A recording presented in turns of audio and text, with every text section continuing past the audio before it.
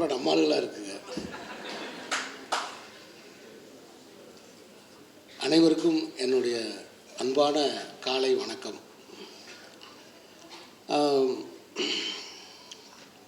பொதுவாகவே நான் வரும்போது இங்கே இந்த மேடையில் பேசிக்கிட்டு இருந்த ஒரு சில மணித்துளிகள் மட்டும்தான் நான் கேட்டேன். யாரும் கடவுளாக முயற்சிக்க வேண்டாம் அப்படின்னு சொன்னார். எனக்கு என்ன தோணுச்சுன்னா, இந்த உலகத்தில் யார் கடவுள் தெரியுமா? மனித உடலில் ஏற்படுகிற வலியை நீக்குகிறவர்கள் தான் கடவுள்.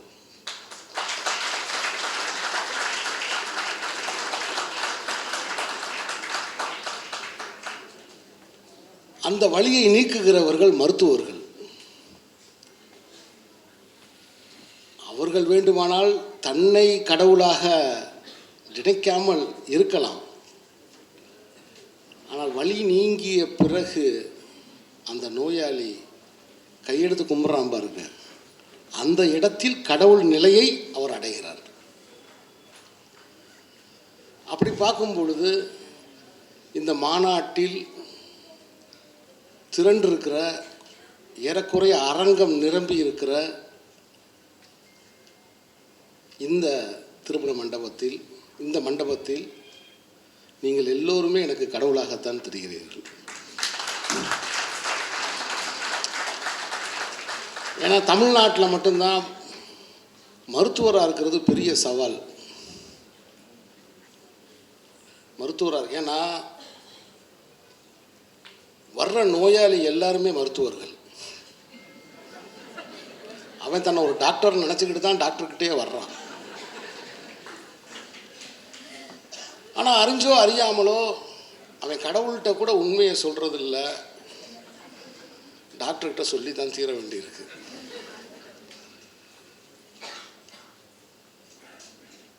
உண்மையை சொல்லிட்டு அதுக்கப்புறம் அவன் செய்கிற வேலை சந்தேகம். இது வேலை செய்யுமா வேலை செய்யாதா? ஆராய்ச்சியாளர்னா மாறிடுறான். மருத்துவர் சொல்கிற எதையுமே கடைபிடிக்கிறது இல்லை, அதை எதையுமே பின்பற்றுறது இல்லை. ஆனால் அவனுக்கு உடனடியாக ரிசல்ட் தேவை. இது குணமாகுமா, இது வேலை செய்யுமா? குறிப்பாக எனக்கு அக்குபஞ்சர் மருத்துவத்தை பற்றி முழுமையாக எனக்கு தெரியாது, கொஞ்சம் தெரியும். என்னுடைய பாட்டி நடக்க முடியாமல் ரொம்ப சிரமப்பட்டாங்க. அப்போ எங்கள் பக்கத்தில், மதுரை பக்கத்தில் அந்த திருநகர் அப்படிங்கிற அந்த பகுதியில் ஒரு அக்குபஞ்சர் மருத்துவர் எங்கள் பாட்டியை நடக்க வைத்தார்.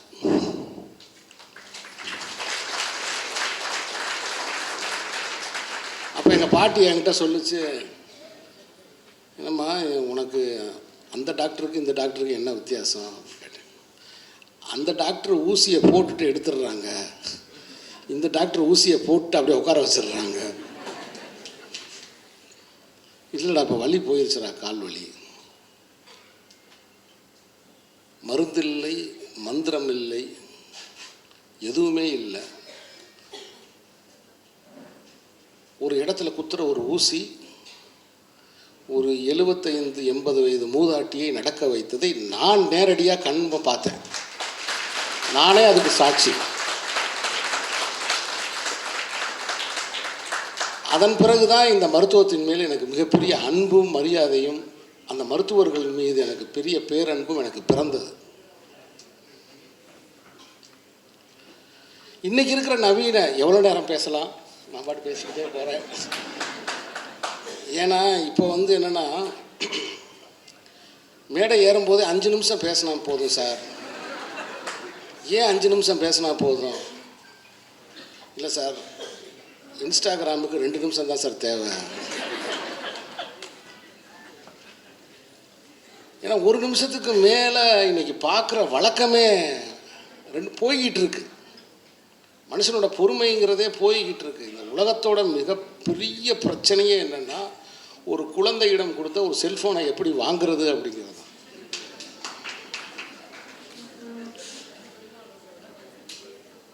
படித்து பார்த்து தெரிஞ்சுக்கிட்டதை எல்லாத்தையுமே பார்த்து அதுக்கப்புறம் படித்து தெரிஞ்சுக்கிறேன். எல்லா குழந்தைகளுக்கும் ஆச்சரியங்கிறது போயிடுச்சு. நான் 15வது வயசில் தான் கடலையே பார்த்தேன். அந்த கடலை பார்த்த அந்த அனுபவம் இருக்குது பாருங்கள், ஒரு பேரனுபவமாக எனக்கு இருந்தது. அந்த அலை வந்து என் காலில் வந்து அப்படியே நீ உள்ளே இழுத்துட்டு போகிற மாதிரி அந்த உணர்ச்சி இருந்துச்சு. ஆனால் இன்னைக்கு ஒரு இளைஞனுக்கு, ஒரு சிறுவனுக்கு நீங்கள் கடலை காமிச்சாலும் சரி, மலையை காமிச்சாலும் சரி, எதை காமிச்சாலும் அவனுக்கு ஆச்சரியம் வர மாட்டேங்குது, கேள்வி தான் வருது. அப்படி இருக்கிற இந்த தகவல் தொழில்நுட்ப உலகத்தில் வந்து அக்குபஞ்சர் மருத்துவர்கள் ஒரு போராளிகள் தான். ஏன்னா எல்லாத்துக்குமே மாத்திரைக்கு பழக்கப்படுத்தப்பட்ட ஒரு சமூகத்தில் தலைவலியா போடு மாத்திரை, கால் வலியா போடுமா, வலி தெரியக்கூடாது, நாள்பட்ட நோயா மாத்திரையை போட்டு இந்த கணத்தில் இப்போ இந்த நேரத்தில் சரியாகணும். இல்லை இது தொடர்ந்து போனால் இதுக்கு பக்க விளைவு இருக்குது, இது இதை விட பெரிய ஆபத்தை உண்டாகும், அதை பற்றி கவலை இல்லை, அதை அப்போ பார்ப்போம். இப்படிங்கிற என்ன போக்கு இருக்கிற இந்த சூழ்நிலையில் அக்குபஞ்சர் மருத்துவர்கள் வந்து ஒரு குறிப்பிட்ட ஊசி மூலமாக, இப்போ அதில் ஒரு கவிதை கூட படித்தேன் நான். அதில் சூட்சமமாக அந்த தொட்டாலே அது அக்குபஞ்சர் தான்றாங்க. ஒரு மனிதனை ஒரு மனிதன் தொட்டாலே, இன்றைக்கி உலகத்தில் யாருமே யாரையுமே நேரடியாக போய் சந்திக்க விரும்புகிறதே கிடையாது. வேலையே ஒர்க் ஃப்ரம் ஹோம்னு ஆயிடுச்சு. அவன் வீட்டுக்குள்ளே தான் இருக்கான், அவன் வேலை செஞ்சுக்கிட்டு இருக்கான். இதை விட பெரிய கொடுமை என்னென்னா, நான் வந்து ஒரு வீட்டில் பார்த்து நான் ரொம்ப வருத்தப்பட்டேன். ஒர்க் ஃப்ரம் ஹோம், குழந்தை பிறந்திருக்கு, 12 மணிக்கு குழந்தை வெளியில் பாலுக்கு அழுகுது, தாயினால் இந்த ரூம்லேருந்து அந்த ரூமுக்கு போக முடியல. கேட்டால் work from home, work from room not home, pope இருக்காரு.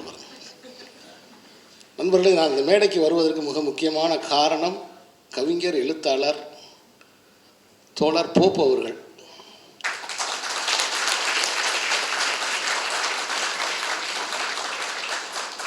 அவர் ஒரு டாக்டர் அப்படிங்கிறது எனக்கு இப்போ தான் தெரியும். ஆனால் தன்னுடைய பேச்சின் மூலமாக இந்த சமூகத்துக்கு ஊசி போட்ட ஒரு ஆள் அவர். இன்னைக்கு எல்லாருக்குமே ஊசி போடுறாரு, ரொம்ப சந்தோஷம். ஏன்னா என்னுடைய 23வது வயசில் நான் பார்த்து வியந்த ஒரு மனிதர் அவர். அந்த சின்ன வயசில் அவ்வளவு கதைகள் மேடைகளில் பேசுவார், ரொம்ப அற்புதமாக பேசுவார். அந்த திருப்பரங்குன்றம் அதை சுற்றி இருக்கிற இலக்கிய கூட்டங்களில் வந்து அப்படி சொற்பொழிவு நிகழ்த்துவார். நான் ஒரு மாணவனாக உட்காந்து அதை நான் பார்த்துருக்கேன். அவர் என்னை அழைத்ததும் நான் அதை நினச்சி தான் நான் வந்தேன். ஒரு ஆசிரியர் நம்மளை அழைக்கிறார், நாம் அங்கே போகணும், உடனே இந்த நிகழ்ச்சியில் கலந்துக்கிறணும் அப்படின்னு நினச்சி தான் இந்த நிகழ்ச்சிக்கே வந்தேன். நான் உண்மையிலே எதிர்பார்க்கல, இவ்வளவு கூட்டம் இருக்கும்னு நான் எதிர்பார்க்கல.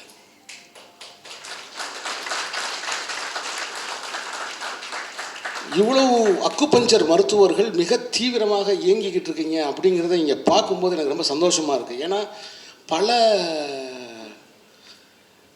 மாநாடுகளில் ஆட்கள் இல்லை, மைக் இருக்குது, கூட்டம் இல்லை,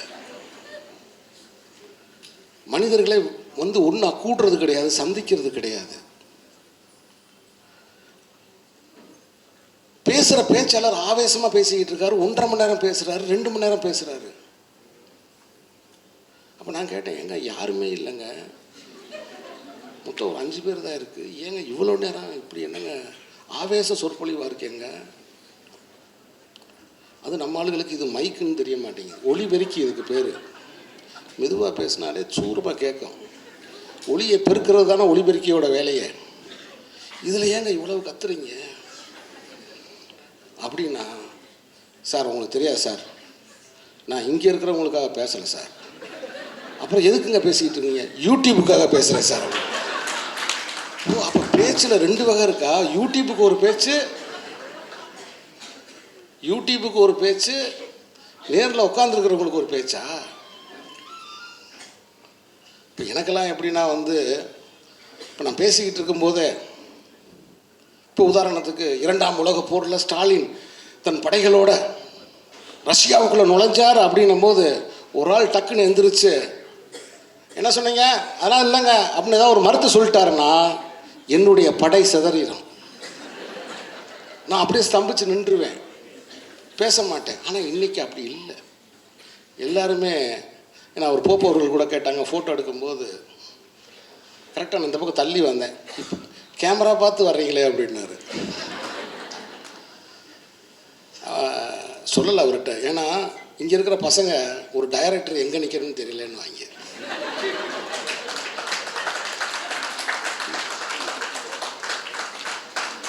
இங்கே நிற்கிறீங்களே, இந்த போடியம் உங்கள் வயிற்றுக்குள்ளேருந்து வெளியில் வராதா, தள்ளி நிற்கக்கூடாதா அப்படின்னு சொல்லுவாங்க பசங்க.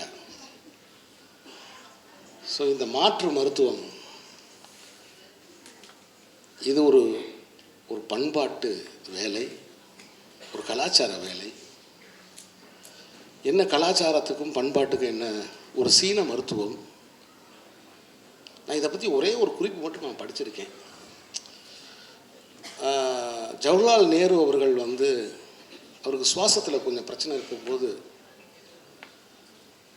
அவர் சீன பயணம் மேற்கொள்ளும் பொழுது அவருக்கு இந்த சிகிச்சை அளிக்கப்பட்டு அவருக்கு உடனே குணமாச்சு.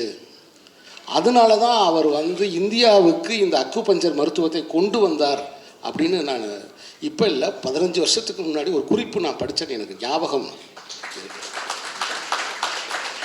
இப்போ இதிலிருந்து ஒரு விஷயம், ஜவஹர்லால் நேருவாக இருக்கட்டும், அது சீனு ராமசாமியாக இருக்கட்டும், நேரடியான அனுபவங்களின் மூலமாக பெறுகிற அந்த உண்மை இருக்குல்ல, அதை யாருமே மறைக்க முடியாது, அதை யாருமே மாற்ற முடியாது. மனநல மருத்துவத்துக்கு மிகவும் முக்கியத்துவத்தை அக்குபஞ்சர் மருத்துவர்கள் தருகிறார்கள் அப்படின்னு நான் பார்த்தேன். இன்றைய காலகட்டத்துக்கு அது ரொம்ப தேவையாக இருக்குது. வாய்ப்பு இருந்தால் தமிழ் சினிமாவுக்கே கூட நீங்கள் ஊசி குத்தலாம்.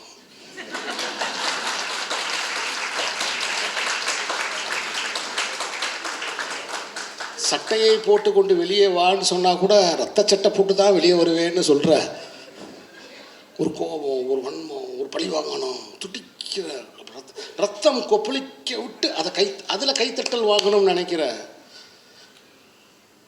என் போன்ற இயக்குநர்கள் நிறைஞ்சிருக்கிற சினிமாவில் அவர்கள் மனநலமெல்லாம் சாந்தமாவதற்கு நீங்கள் ஊசி போட வேண்டும்.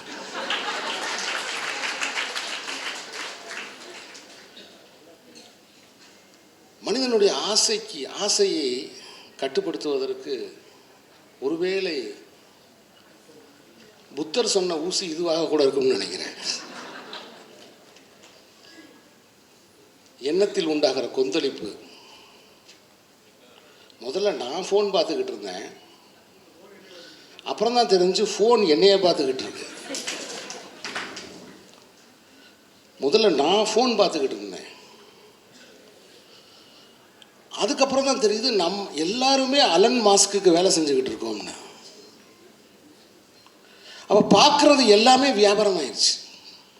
தண்ணி வியாபாரம் ஆயிடுச்சு, வாழ்கிற வாடகை வீடு வியாபாரம் ஆயிடுச்சு. அதுக்கப்புறம் பார்த்தீங்கன்னா இனி சுவாசிக்கிறதுக்கு மட்டும்தான் வரல, அது வந்துடும் நினைக்கிறேன். உலக நாடுகளில் வந்துருச்சுன்னு சொல்கிறாங்க. ஆனால் பார்க்குறது வியாபாரம் ஆயிடுச்சு. அப்போ எவ்வளோக்கு எவ்வளவு பார்க்க வைக்கணுமோ அவ்வளோக்கு அவ்வளவு கண்டென்ட் இல்லாமல் தவிக்கிறாங்க. நான் ஏன் உடனே பேச வந்தேன் தெரியுமா உங்களுக்கு?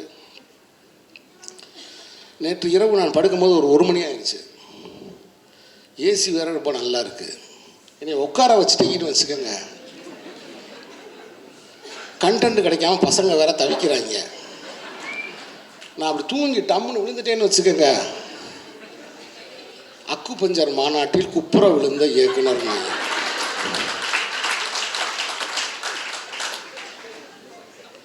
அவ்வளோதான் முடிஞ்சிச்சு.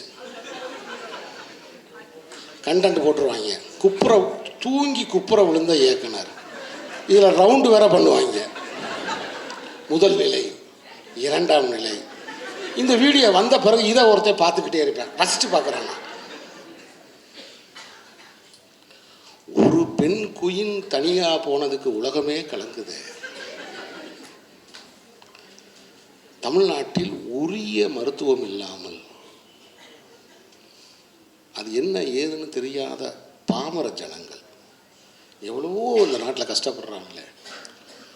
நான் இந்த மேடைக்கு, இந்த மாநாட்டில் நான் வந்தது உங்களை எல்லாம் பார்த்து ஒரு வணக்கம் சொல்லிவிட்டு உங்களுக்கு ஒரே ஒரு விண்ணப்பத்தை மட்டும் வைப்பதற்கு. எத்தனையோ ஏழை எளிய மக்கள் வலியோடும் துன்பங்களோடும், அதே சமயத்தில் சில மருத்துவத்தின் பின் விளைவுகளாலும் கிராமப்புறங்களில் அவஸ்தைப்படுறாங்க. நீங்கள் எல்லாம் அவர்களை போய் சேர வேண்டும். அவர்களுக்கு நீங்கள் மருத்துவம் பார்க்க வேண்டும்.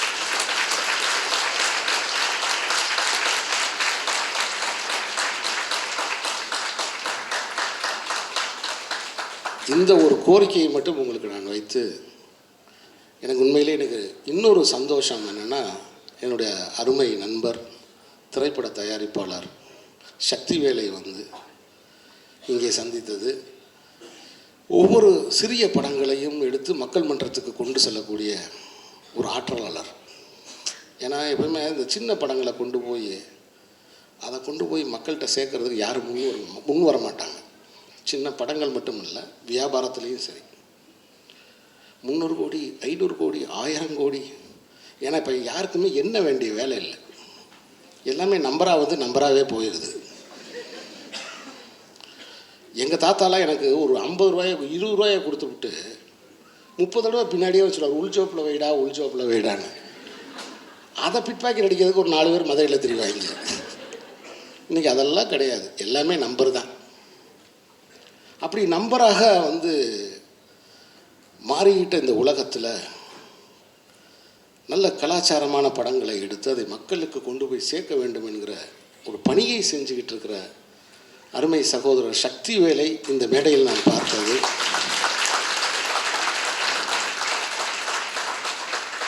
எனக்கு உண்மையிலே ரொம்ப மகிழ்ச்சி. இந்த விழாவுக்கு என்னை அழைத்த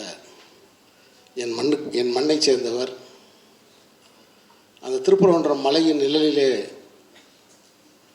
நான் இலக்கியம் கற்றுக்கொள்வதற்கு, இலக்கியம் தெரிந்து கொள்வதற்கு காரணமானவர் திரு போப்பு அவர்களை திரும்ப இங்கே சந்திப்பதற்கு நன்றி. அதனால் யார் சொன்னாலும் கேட்காது, என்னுடைய நண்பர் என்னை மன்னித்து கொள்ள வேண்டும், நீங்கள் கடவுள் தான்.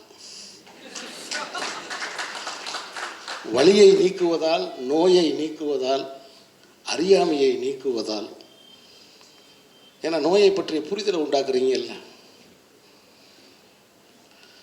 சுஜாதா ஒரு சிறுகதை எழுதியிருப்பார்.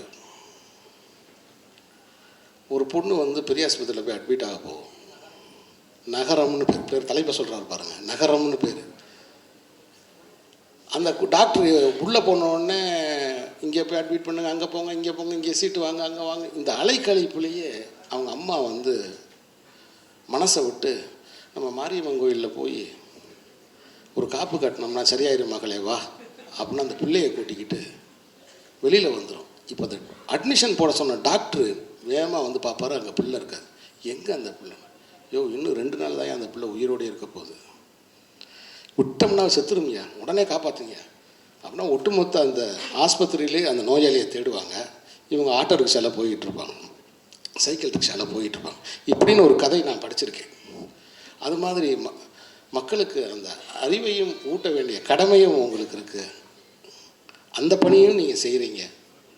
அதனால் வந்து உங்களை எல்லாம் நான் வாழ்த்தி, இந்த பேச்சை எப்படி தொடங்குவது என்று தவிப்போடு வந்த எனக்கு கடவுள் என்ற வார்த்தையை எடுத்து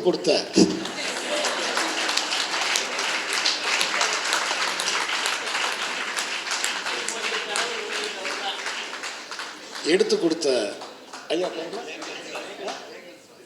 ஏங்கல்ஸ் ராஜா. அடடா, தமிழர்கள்ட்ட தாங்க இப்படி ஒரு பேர் வைக்க முடியும், ஏங்கல்ஸ் ராஜா. ஏன்னா கார்ல் மார்க்ஸோட நண்பர் அவர். இப்போ எல்லாருமே வந்து ஒரு மனிதன் இறந்துட்டா அஞ்சலி செலுத்துகிறோம். கார்ல் மார்க்ஸ் இறந்ததுக்கு வந்து அவருடைய நண்பர் ஏங்கல்ஸ் எப்படி அஞ்சலி செலுத்தினார் தெரியுமா? மார்க்ஸ் சிந்திப்பதை நிறுத்தி கொண்டார் அப்படின்னார். இதுதானே உண்மை. ஒரு மனிதன் தான் சிந்திப்பதை நிறுத்தி கொண்டால் அவனுக்கு மரணம். அது உயிர் இருந்தால் கூட பிரயோஜனம் இல்லை. ஆனால் மாற்று மருத்துவத்தில் இன்னொரு பேர் சொல்கிறாங்க, நம்ம தான் பிரதான மருத்துவம், மற்றதெல்லாம் மாற்று மருத்துவம். அவங்க என்ன சொல்கிறாங்க? வெஜிடபிள்ன்றாங்க. அதை வெஜிடபிள்ன்றாங்க. வெஜிடபிள் என்னன்னா கடைசி ஃப்ரீசர்லேருந்து எடுத்துட்டிங்கன்னா அழியிடும். உயிர் இருக்கும், எதுவுமே சொல்ல முடியாது. ஸோ இந்த அருமையான சந்தர்ப்பத்தில், இந்த உற்சாகமான இந்த நேரத்தில் இந்த மாநாடு தொடர்ந்து நடைபெற்று இதனுடைய பயன்கள் எல்லாம் தமிழ்நாடு முழுக்க சென்று சேர வேண்டும். இன்றிலிருந்து நானும் அக்குபஞ்சர் மருத்துவத்தை தொடர முடிவு செய்திருக்கிறேன்.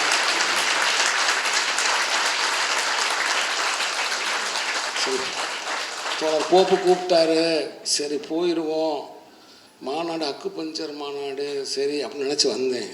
ஆனால் நான் இங்கு வந்ததும் இந்த அரங்கை பார்த்ததும் நான் உண்மையிலே பிரமிச்சு போயிட்டேன். அவ்வளோ உற்சாகமாக, அவ்வளோ பெருந்திரளாக, நம்பிக்கையோடு நீங்கள் இயங்கி கொண்டிருக்கிறீர்கள். உங்கள் அனைவருக்கும்